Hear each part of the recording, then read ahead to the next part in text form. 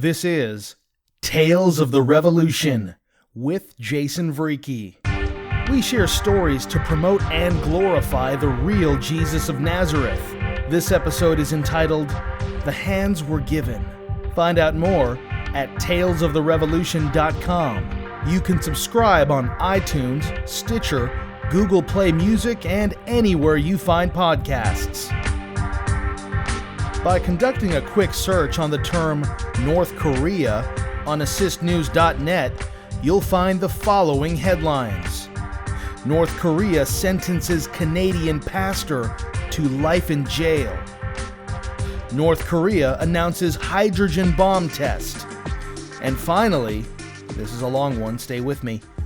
For the 14th straight year, North Korea is still the most difficult place to be a Christian, according to Open Doors list.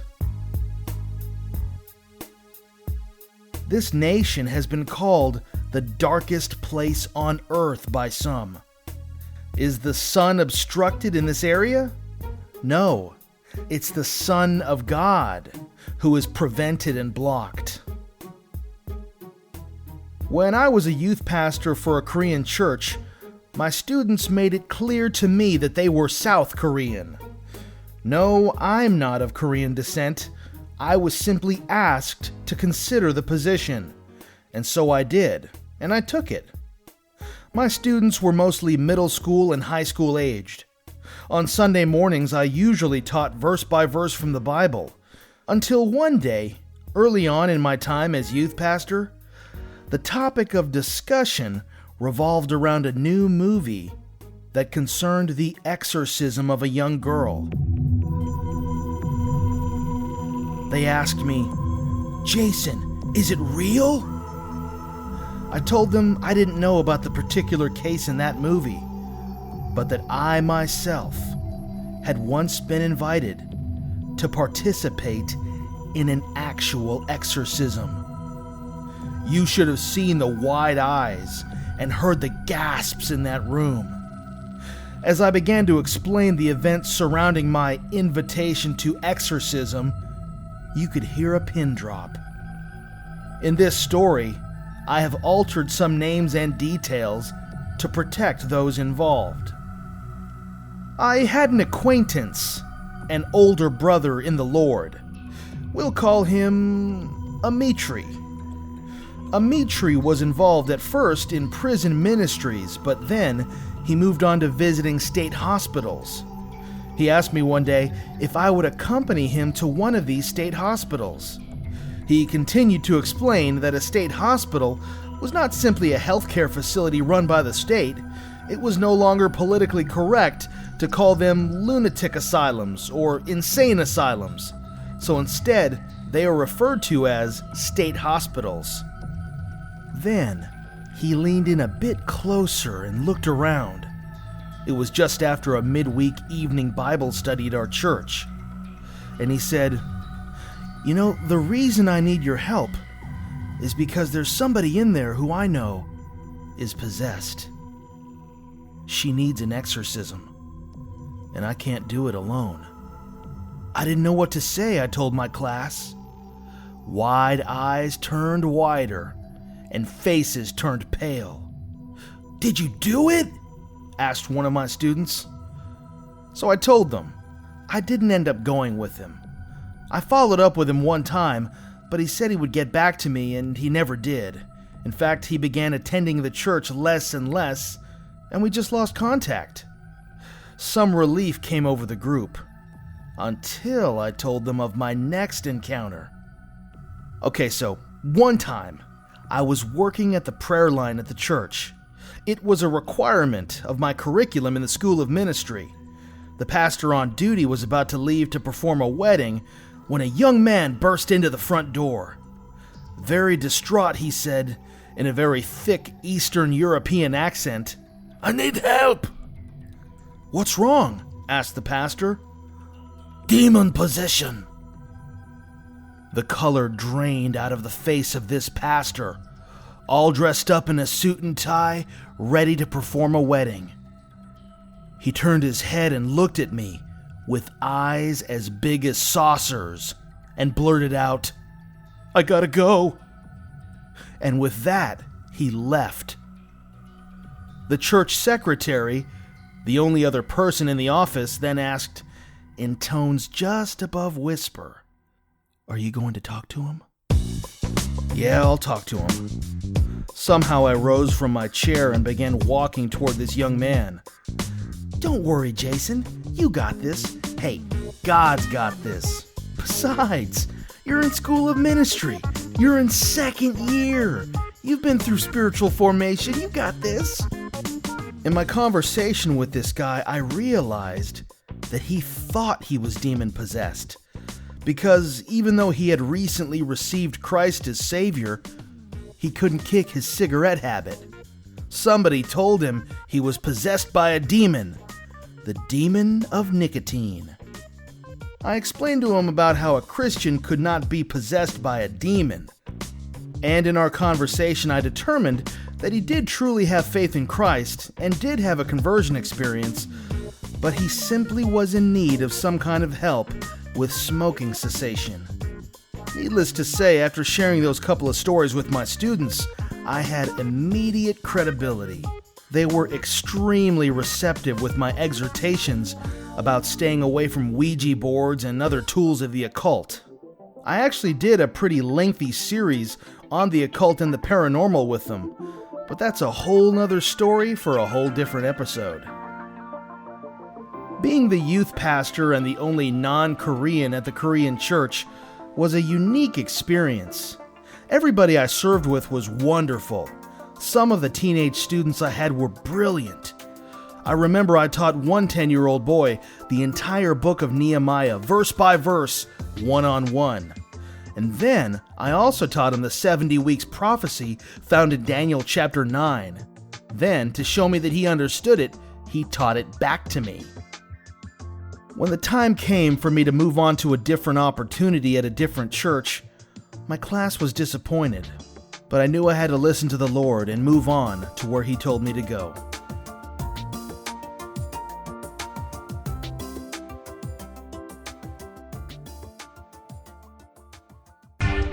Our guest storyteller is Benjamin Wolaver. He comes from a musical family and is the cellist for the group formed by the family called the Annie Moses Band. Let's turn it over to Benjamin so he can tell us his story in his own words about a trip he took to North Korea.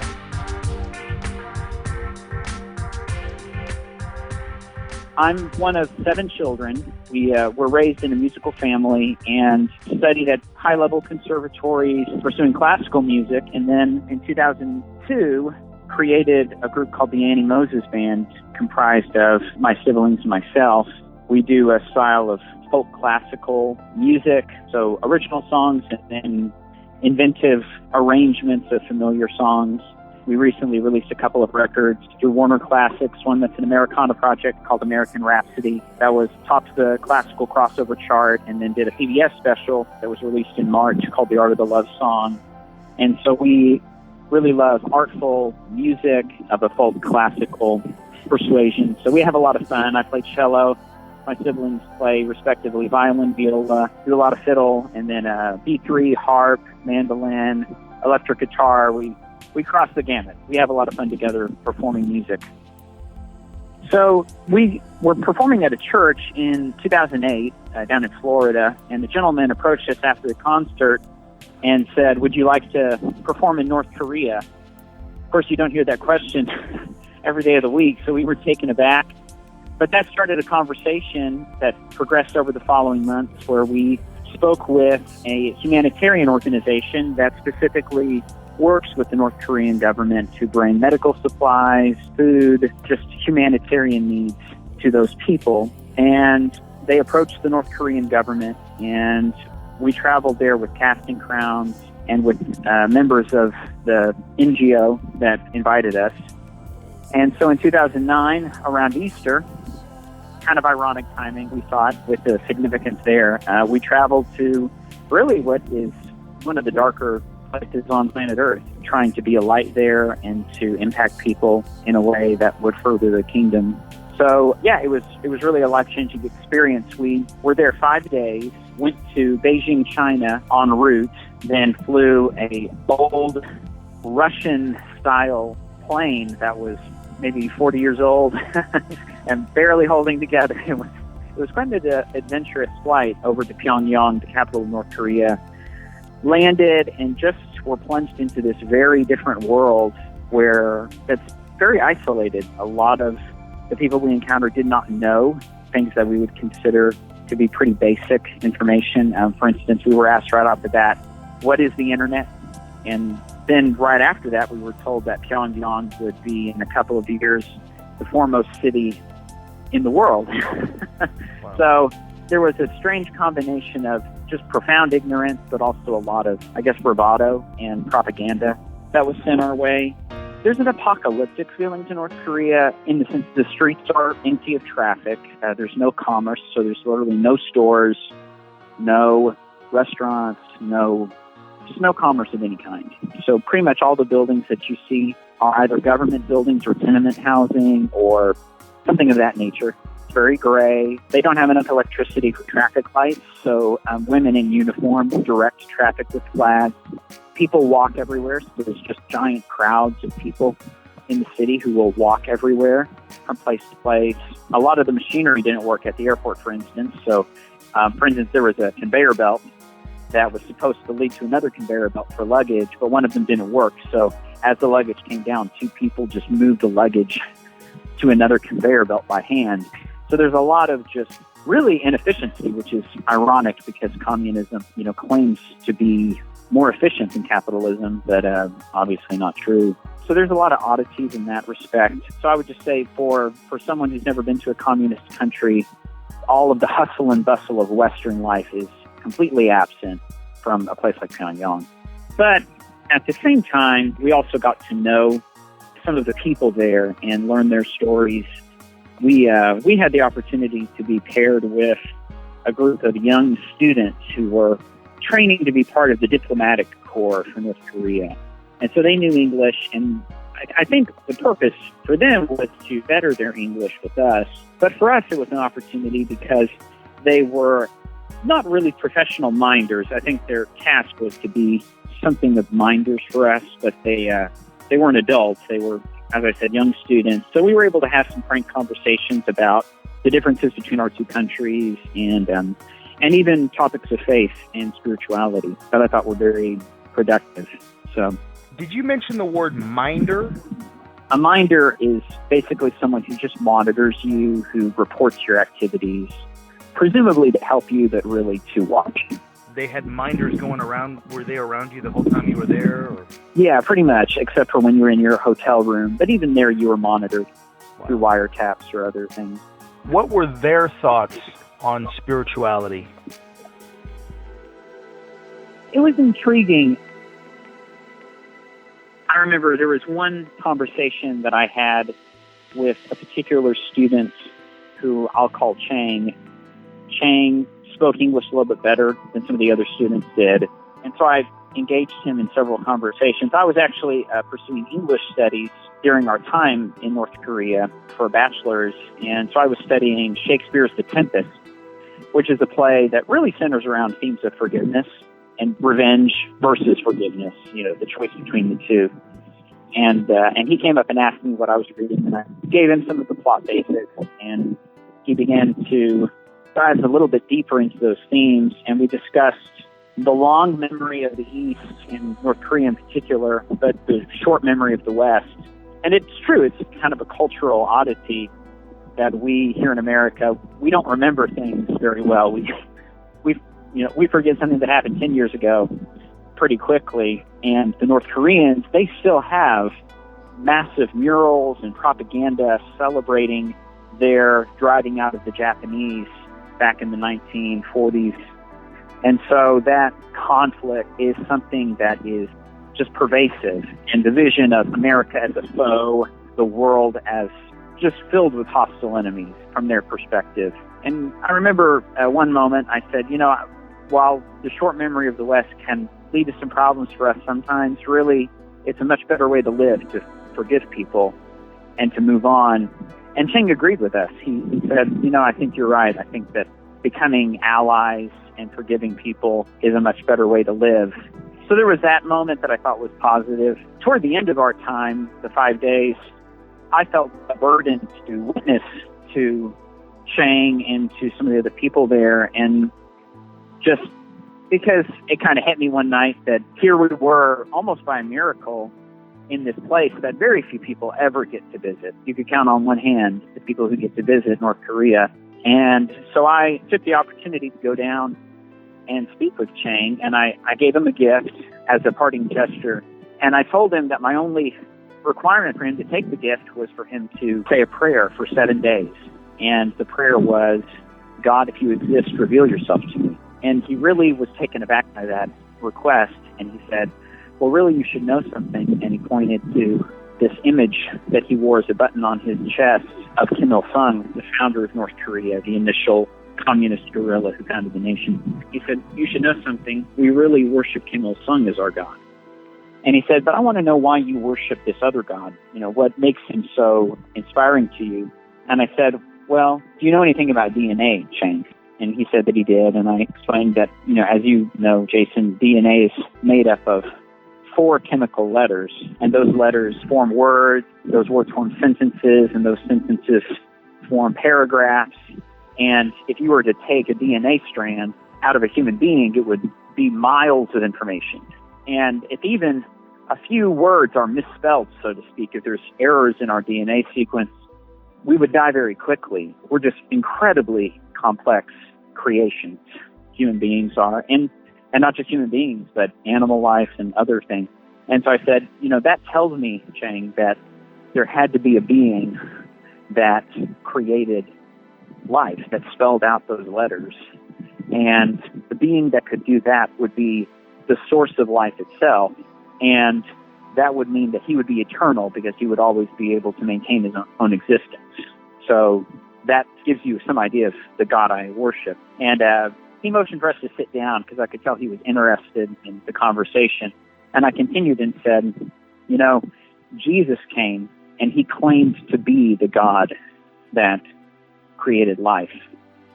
And he proved that because when they killed him, he brought himself back from death. And furthermore, there's no other leader on planet Earth who doesn't have a grave. Jesus, you can go to his grave today and it is empty, but you can go and you can see Kim Il-sung's grave and it is there. He's there in that grave.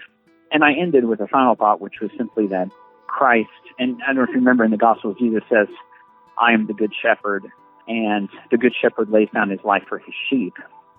And I said, Cheng, Jesus dies for every nation. He's not just the father of one nation like Kim Il-sung is. He's the father of every nation. And that was really all I was able to share with Cheng that night. But it really was an honor to have that opportunity. And I hope it planted a seed that will continue to germinate by the work of the Holy Spirit, because it really is very life-changing to see a country where so many are truly cut off from almost any flow of information that would be transformative, that would be the gospel. And it makes you really, really grateful for what we have here in America, just the power of the information that we have and the freedoms that we have. And I think when we're talking now, it makes you grateful for just the fact that Jesus came and that he gave us the ability to share those truths with others. And hopefully what we did in North Korea will make some difference there. Now, did Cheng give you any kind of reaction when you had told him those things about Jesus? Well, he promised me that he would pray the prayer that I asked him to pray. I left the next day, so I don't know if that actually took place, but I'm hopeful. Cheng was a very humble person. He was very open to new ideas and new thoughts, and was very gentlemanly, and I liked him a lot. I'm hopeful that what we conversed about had an impact on him. Do you remember, did you have any kind of fear at all? I mean, it's a dangerous place, especially to share Christian ideas. What were the feelings going through your mind as you were beginning to share with him? Yeah, fear was part of it. It was funny. The second day we were there, we heard that North Korea had pulled out of all of its UN agreements. The guy who was leading our group, he took us aside and said, listen, you need to know something. North Korea has now officially canceled every agreement it ever has done through the UN. And so we we looked in our wallets, made sure we had those embassy phone numbers ready. And so, yeah, there was some fear. But really, to be honest with you, I think the longer I was there, the more I just felt a resistance building in me, because it's very coercive, the system there, and the peer pressure, just constant pressure from all sides to conform, to watch what you say. You're under surveillance all the time, even in your hotel room when you think you're alone. Nothing you have is not itemized. And so I think me sharing with Chang that night was as much a desire for me to make a statement to those people as much as it was to reach out to Chang. I think both things were going on, because it's just so evil to oppress people the way that government does. And it's so clearly wicked. Anyone who has even the most basic moral conscience or formation, I think, could see that. And so, yeah, there was some fear. And then while we were talking, I was grateful because my brother was there, and he tried to cover for me because he saw what I was doing, and he tried to distract people by playing ping pong, doing other games and things in the area. But I'm sure that Chang was debriefed immediately after our conversation, from what I understand. And so, yes, the minders were there all the time. But, the truth is that however powerful governments think they are, the power of the story of God is more powerful. Truth is more powerful. And in fact, it's so powerful that that's the reason why there's so much fear on their part. There's a lot of fear in North Korea, not just of the government, but in the government. The government is afraid. They're so afraid of something that I might say that they watch me all the time when I was there, and they watch everyone because they're that afraid of someone saying something that might be true. And that just shows you how fragile that humanist system really is. And it should be, I think, hopeful for us who know the truth to not be afraid to speak up. That's great encouragement. Casting Crowns was with us on the trip. It was the full group. So Mark Hall and his family, and then the other performers of the group, and it was really special actually to share that experience with them. We got to spend some time visiting and going to different places together. They're just wonderful people, and definitely have a heart for witness and for going to unreached places. One of the things that was special for us as musicians was they took us to some of their music schools and saw some really incredible musicians. Of course, they're not free, so they're essentially forced to study and to pursue their craft. But in seeing that, you understand not just the costs of the system, but you also see the people there and begin to understand what their lives are like. I'm a cellist, and so we went into one room, and this beautiful North Korean girl came out and played this really haunting melody on cello and just played it beautifully. Just was an incredible player. And for me, that was a really moving experience because as a cellist, I knew what she had sacrificed to become that good, how much work that reflected. But also I knew that she would never leave that country. She would never, what she had worked to achieve and to hone would never be seen. And the analogy that came to my mind was like a bird in a cage, like a songbird that's caged. And that's really tragic that so many lives in North Korea are kept from reaching their full potential through coercion. So that was something that, again, I took back with me as a memory that continues to influence how I think and what I do in trying to make people aware of just how wonderful freedom is, how wonderful it is to have opportunities to develop your craft and to take it to other places and have the liberty to do that. Now, did you guys perform while you were there? We performed twice, if I remember correctly. We performed once in a hall, and then they had a full crowd, all I think dignitaries that came, or sort of the elite of North Korean life. We also learned a North Korean song that was from a movie that they had produced. The government had produced a film that was kind of like the North Korean Titanic. And so there was a song that was associated with that, almost the My Heart Will Go On and On of North Korea, like the Celine Dion song. And So we learned a version of that, and they loved it so much that they actually took us to a studio. That was fascinating because it was circa 1960s studio technology. Mint condition had never been changed or updated since the country became communist. And so it was like going back to Abbey Road, circa the Beatles. Scott, our sound engineer, he was just fascinated with the vintage gear because it was truly like a time machine. But so there were some pretty intriguing things there just by nature of the country and its history that we got to see.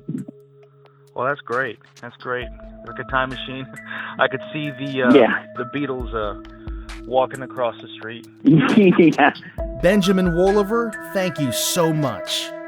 Find out more about him and the Annie Moses Band at their website, anniemosesband.com. Take a look at their tour dates and check out a couple of their latest musical offerings, American Rhapsody and The Art of the Love Song. Benjamin and others in his family are also involved with the Fine Arts Summer Academy. Need to hone your talents in the fine arts? Check out fineartssummeracademy.com.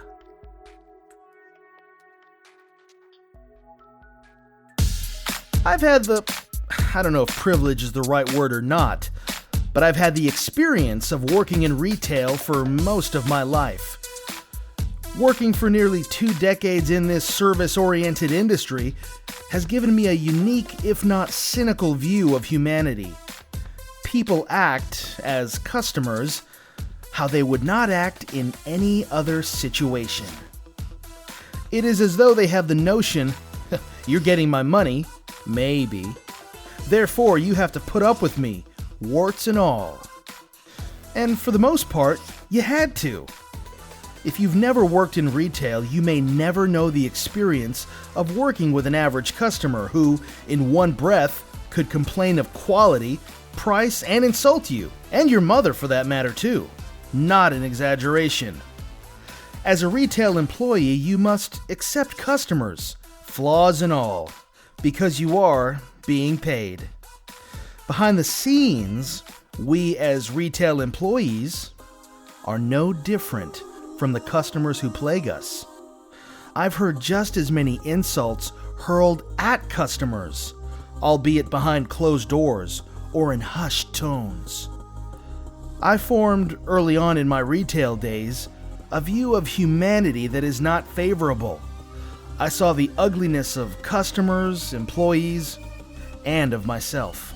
Yep, in retail you got the good, the bad, and the ugly, but mostly the bad and the ugly.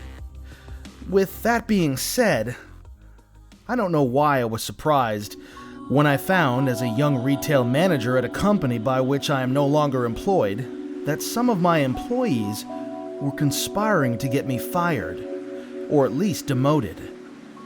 I don't know why I was surprised when the district, human resources, and loss prevention managers came to my store and conducted interviews with all the employees to see if the accusations concerning me were true. It was determined by the investigation that the accusations were not true, but the fact remained that I did not have my team on board. It was true. I could not control them. So after a year of trying, despite growing sales and having high customer ratings and pouring myself into the position, probably to a fault, I stepped down as the store manager. When I came to this point, it hurt me. Not just my pride, but also financially. In that moment, you think of all the money you're losing and how it will negatively affect your family. I had a pregnant wife and a son to support. I remember that right around that time I was being investigated by the company, under extreme stress and confusion, I went to a concert featuring the Annie Moses Band. And it was just what I needed. Through this band, their words and their music, particularly in the performance of a song called Beyond the River, the Lord reached down to me and met me right where I was, and ministered to my hurting heart, and assured me He was with me and He was for me. I went home that night uncertain about the future, but certain about God, who holds our very times in His hands. This is one of the reasons I was so excited about my guest storyteller Benjamin Wolaver of the Annie Moses Band. And you know what? The future is still uncertain, but God is not.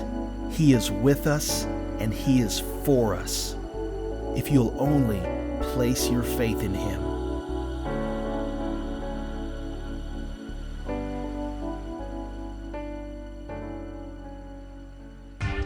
Well, it's about that time, the end of the show. But don't fret, my dear friend. There are tons more stories at talesoftherevolution.com. Subscribe to the podcast by searching for Tales of the Revolution with Jason Vreeke on iTunes, Stitcher, Google Play Music, or anywhere you get podcasts. Also, subscribe by email. Just click Join the Revolution on the top menu at talesoftherevolution.com. Punch in your email and hit submit. Also, follow us on social media, facebook.com/talesoftherevolution, on Twitter @Jason Vreeke, and on Instagram @RealJasonVreeke, spelled VREEKE. You've just heard episode 10 of Tales of the Revolution with Jason Vreeke, entitled The Hands Were Given. Until next time, introduce somebody to Jesus of Nazareth as you live the revolution.